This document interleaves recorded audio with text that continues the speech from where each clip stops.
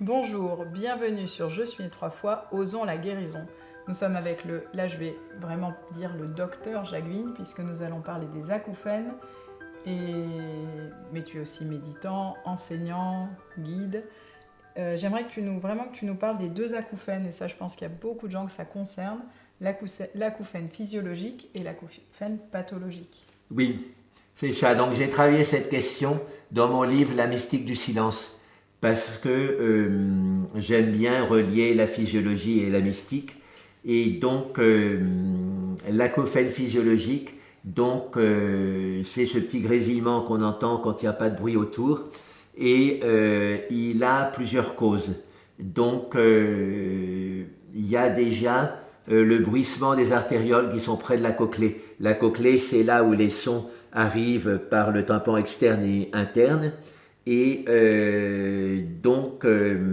quand les artérioles sont proches de la cochlée, comme l'os de la cochlée, comme tous les autres, transmet assez bien le son, ça fait un son qui est, comme c'est les artérioles, plutôt pulsatile. Mais comme il y a aussi un flot continu qui passe dans les artères, c'est aussi continu. Voilà, donc ça donne une première cause de son intérieur. Et la seconde cause, il faut bien écouter parce que c'est un peu plus complexe. Il y a des cellules qui sont au bout du nerf auditif, donc au niveau de la cochlée, la surface de la cochlée, et ces cellules ont des cils, et ces cils transforme la vibration mécanique du tympan externe et interne, la vibration sonore donc qui au début est mécanique, en signal électrique. Et donc c'est un peu comme des boutons, et quand on appuie dessus, il y a un signal électrique qui passe dans le nerf et qui va transmettre le signal électrique du son au cortex auditif. Et donc, comme tous les cils de toutes les cellules, ces cils ont des mouvements automatiques. Et même quand il n'y a pas de son extérieur, ils bougent. Et donc il y a un signal électrique constant qui est vécu comme un son par le cortex auditif, et ça c'est une des raisons du bruit de fond, de l'acouphène physiologique. Alors maintenant il y a encore une troisième raison, c'est la fibrillation musculaire. Les muscles, ils sont jamais vraiment au repos, et les fibres musculaires se contractent spontanément, indépendamment les unes des autres. Donc ça fait des centaines de milliers de frottements dans le muscle, et qui dit frottement dit son. Et ce son est transmis à travers les tendons jusqu'à la cochlée de nouveau qui transmet au système interne, et donc ça fait une troisième cause de son. Donc tu nous sais qu'un des moyens c'est de prendre un coquillage, oui, comme les enfants, pour valider cet acouphène physiologique. C'est ça, donc l'oreille au fait elle produit un son, et ça a été testé à l'INSERM de Bordeaux dans une chambre anéchoïque, c'est-à-dire sans aucun écho, sans aucun bruit. Et on met un micro très sensible en face de l'oreille de la personne, et il y a un son qui sort. Et donc les enfants le savent, parce qu'ils mettent le coquillage sur l'oreille et ils disent j'entends le bruit de la mer. Mais au fait c'est le son de leur oreille qui repart et qui est renvoyé. Même quand on se bouche les oreilles comme ça, on entend ce son. C'est intéressant parce que nous aurions plutôt l'idée que l'oreille entend. Oui, c'est ça. De se rendre compte que le corps émet, je pense que c'est vraiment un changement aussi de compréhension. Oui. Est-ce que tu peux nous parler Alors, de pour terminer sur cet acouphène physiologique, comme il est à l'intérieur et on n'a pas la notion qu'un son peut être produit à l'intérieur, on cherche l'origine du son à l'extérieur et on ne la trouve pas, et du coup on sent que c'est le son de tout l'espace. Et donc les mystiques jouent là-dessus en disant on écoute le son du ciel, le son de l'espace, et à ce moment-là ça élargit notre conscience. En général notre conscience elle est locale, mais là avec le son de l'espace on a immédiatement une conscience globale. Et la conscience globale, c'est non seulement l'espace, mais c'est le divin, c'est le Dieu du ciel, Hosanna, in excelsis Deo, gloire à celui qui est au plus haut des cieux. Et donc c'est l'espace infini qui s'ouvre avec le son du silence. Parce qu'on ne peut pas le localiser, donc on imagine, ou on sent, même c'est carrément une sensation qui vient de partout. Et cet acouphène pathologique, est-ce que tu nous conseilles de nous mettre la tête dans un caisson de basse en rave party? Oui, alors donc grosse erreur, il y a beaucoup de jeunes qui s'abîment les oreilles avec les boîtes de nuit ou les rave parties, et donc on peut décrire l'acouphène de référence qui est l'acouphène post-traumatique. Au fait, il y a énormément de causes d'acouphènes, mais avec l'acouphène post-traumatique, on peut déjà comprendre beaucoup de choses sur l'origine de l'acouphène et son traitement. Donc la cochlée, ça veut dire escargot.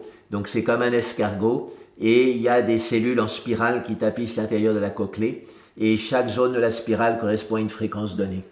Et avec des cils très sensibles qui reçoivent la poussée mécanique du son et qui transmettent ça, donc comme on l'a dit, en signal électrique dans le nerf qu'on n'appelle plus maintenant auditif, on l'appelle cochléo-vestibulaire.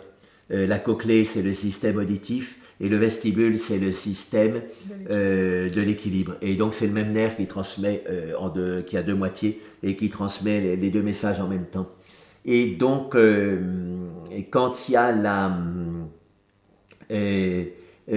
a un traumatisme sonore, un son franchement trop fort, c'est comme un bulldozer qui passe sur du gazon, ça écrase le gazon et le gazon ne repousse plus. Alors que dans la marche habituelle, on marche sur le gazon continue à pousser, c'est pas un problème.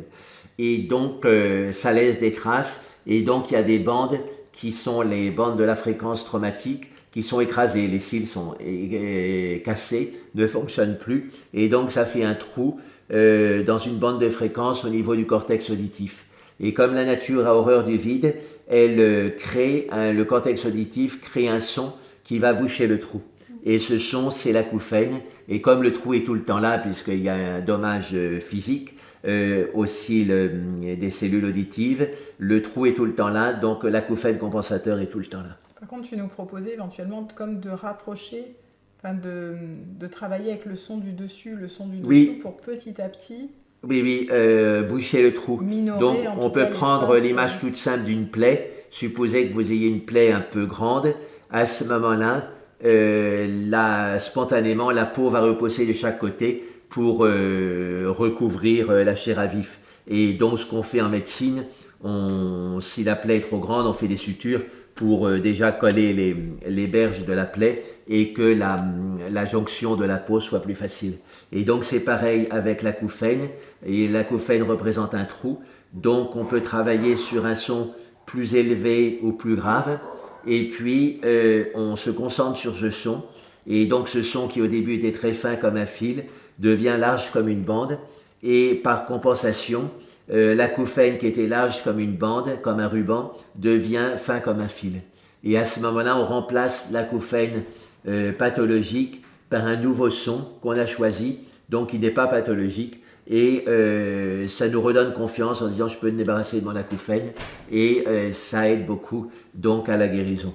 Là où c'est délicat, j'ai plusieurs patients à qui j'ai proposé ce travail grâce à toi, mais qui me disent j'aime pas me concentrer sur le son parce que ça m'angoisse parce que j'ai l'impression d'amplifier mon acouphène. Est-ce que ça c'est quelque chose que tu as déjà observé et qui... Oui, alors il faut leur parler de l'attitude contraphobique. Hein. La base de beaucoup de thérapies en psychiatrie, c'est de regarder ses peurs en face et de plonger dedans. Si quelqu'un a peur de l'eau, on dit ok, tu plonges dans le petit bain et tu vois qu'il t'arrive rien. Si quelqu'un a peur des chiens noirs et qu'il les évite à chaque fois qu'il voit un chien noir, à ce moment-là, il gardera son attitude phobique. Mais s'il prend la plongée contraphobique, c'est-à-dire il passe proche du chien noir et qu'il s'aperçoit qu'il ne se passe rien, à ce moment-là, il se débarrassera de la phobie. Évidemment, s'il se fait mordre par le chien noir, ce sera un problème.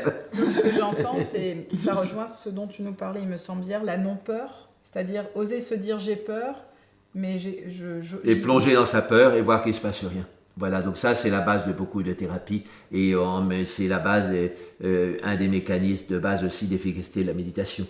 Hein, comme le dit Maître Vanchi, méditer c'est faire face, se détendre, trouver son équilibre.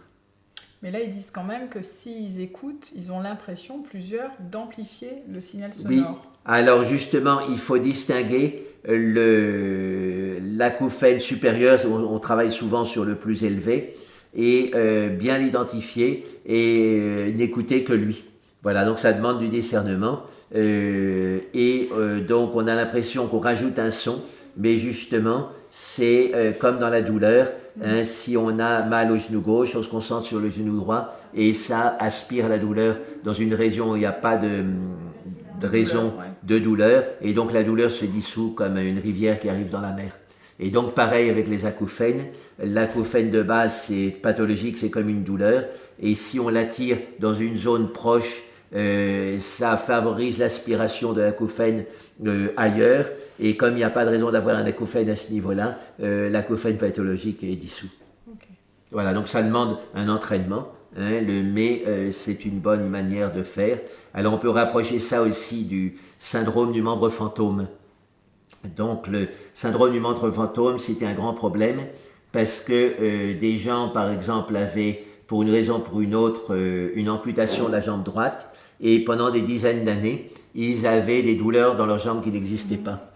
Et donc, on ne savait pas quoi faire, les médicaments antalgiques ne marchaient pas bien parce qu'on donnait des médicaments pour une douleur fantôme, donc les médicaments antalgiques, ça ne marchait pas bien.